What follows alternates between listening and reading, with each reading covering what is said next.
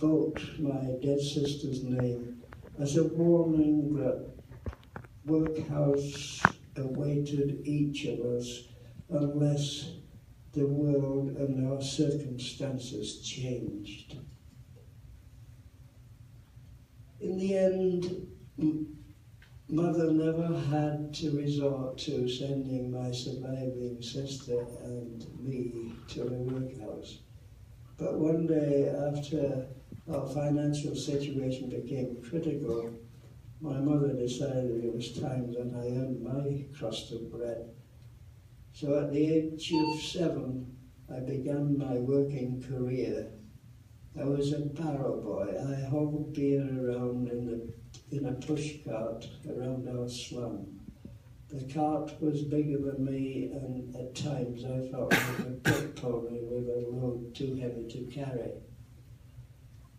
This job was hard and demeaning to me because I had to concentrate so much on helping out my parents, and my schooling suffered. It was also dangerous work, delivering beer in Bradford's less affluent neighbourhoods. I encountered characters that were unsavoury, criminal,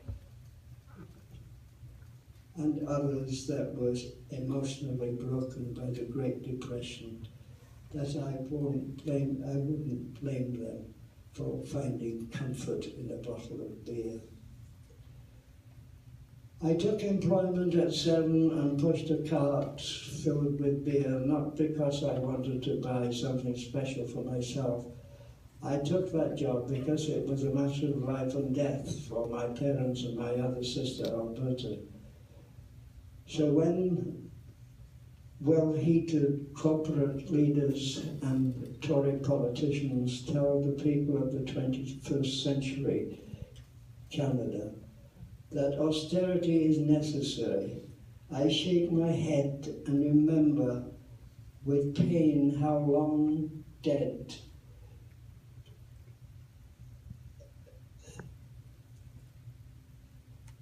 low-taxed business leaders compelled politicians to enact austerity to preserve their bottom line, while millions of children went to bed hungry and cold in hospitable, squalid rooms.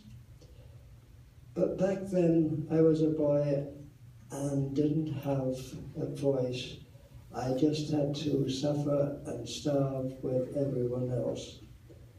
Today, however, I will not be quiet, because the austerity enacted by Harper's government is outrageous, reckless, and cruel. Austerity will spell the end of democracy unless we, the people, take back our right to a dignified life through the pragmatic protection of the social welfare state. Whether it was in the Britain of my youth or today in Canada, when it comes to the shameful treatment of our less fortunate citizens, the establishment has always believed in the saying, "Out of sight is out of mind."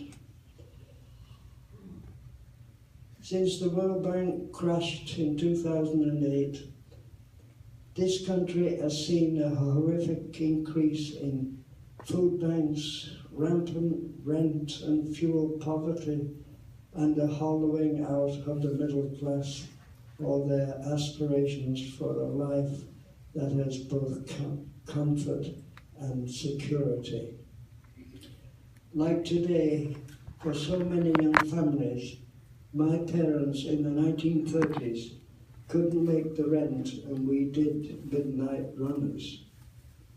During the Great Depression, the youth of my generation was sacrificed, first through unfettered capitalism, the greed of unregulated industrialists, government incompetence and myopia, and finally press-ganged into the charnel house caused by the Second World War.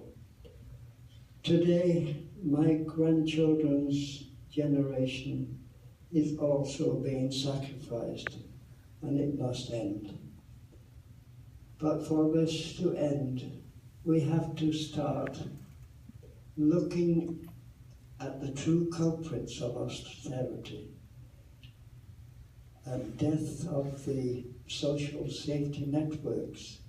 It's not the poor, new immigrants, welfare cheats that are robbing the citizens of this country of a decent and fulfilling life. It is the elites and the right-wing politicians that serve their interests. That is why this Harper government presents a great risk to our civilized society. Their message of austerity and restraint to the 99% and untold wealth to the 1% will return Canada to the dog-eat-dog world of my boyhood in the 1930s. The Harper government has robbed the vulnerable of their benefits through massive cutbacks and universal programs. They have hobbled the EI program to the detriment of the hard-worked Canadians who have lost their jobs through no fault of their own, but because this government values corporate lobbyists over ordinary workers. This government has waged a protected war against trade unionism, which is the bulwark of any functioning democracy. They have silenced government scientists for daring to defy Tories' corporate dogma about environmental change that threatens this planet. This government has shown contempt to our First Nations, which is not only deplorable, it is a catastrophe in the making. This government, despite its John Wayne rhetoric when it comes to its politically motivated war on terror, has shown disdain and contempt for all our veterans. This government has shown that it doesn't respect the ordinary, diverse citizens, but with Bill C-51, this government has shown that it doesn't respect democracy, because this bill will fetter our individual rights and freedoms within its absolute power to snoop through our lives like a tabloid journalist ferrets through garbage for celebrity gossip. Bill C-51 will do more than ruin lives. It will be as great a threat to democracy as war against Canada from a hostile nation. It is for those reasons that we must start demanding more from our government and ourselves. We have to demand that corporations are taxed fairly, can't hide their wealth offshore like pirates burying their loot in the Caribbean. The minimum wage has to be abolished and a living wage enacted that enables all our citizens to have an adequate standard of living. The voting age must be lowered to 16, and education must become affordable again to our young. As for housing, it's time people stop looking at their homes as nest eggs rather than a nest. So we have to start investing in affordable housing for all our citizens. The citizens of Canada have to remember they are worth more than the profits of hedge fund managers. You are worth more than flat wages, high student debt and few prospects. You are worth more than a cost of living crisis that ensures you will never have a home to call your own. You are worth more than corporations who won't pay a living wage and hide their profits offshore in tax-free havens. You are worth more than a Harper government that rules by politics of fear and intimidation. In October, I won't tell you how to vote, but I will tell you this. If you want a Canada where prosperity is in the reach of every citizen, not just the 1%, you can't vote for a Tory government.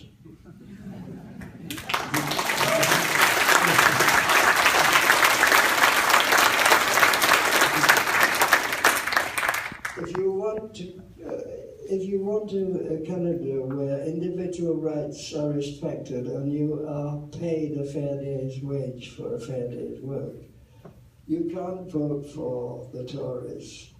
I do have a question for all of us. I don't know the answer or the solution, but I must ask it anyway. Do we want to see a return to those black days of 1930? Have we as a society and as individuals forgotten that we must always be vigilant against those who believe that only rich, only the privileged and only the well-connected deserve proper health care, job protection and higher education? Doesn't every citizen in this country, regardless of their background, their position in society, have the fundamental right to an education, decent housing, fair working conditions, and a decent pension? I must ask this one final question. Doesn't every one of us in this country have the obligation to assist and defend those who are less fortunate than us, to ensure that they are not left behind, that they are not cheated out of their rights to a decent standard of living? So as I leave you tonight, I want to let you know that I am very old, but I don't despair, because over my life I have seen much.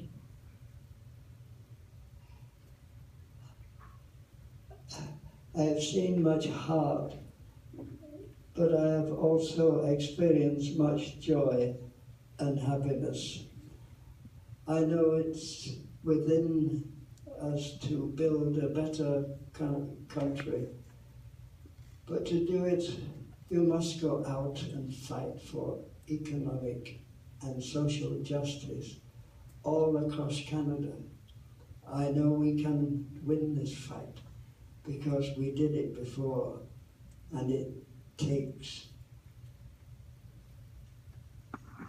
all it takes is perseverance. Thank you.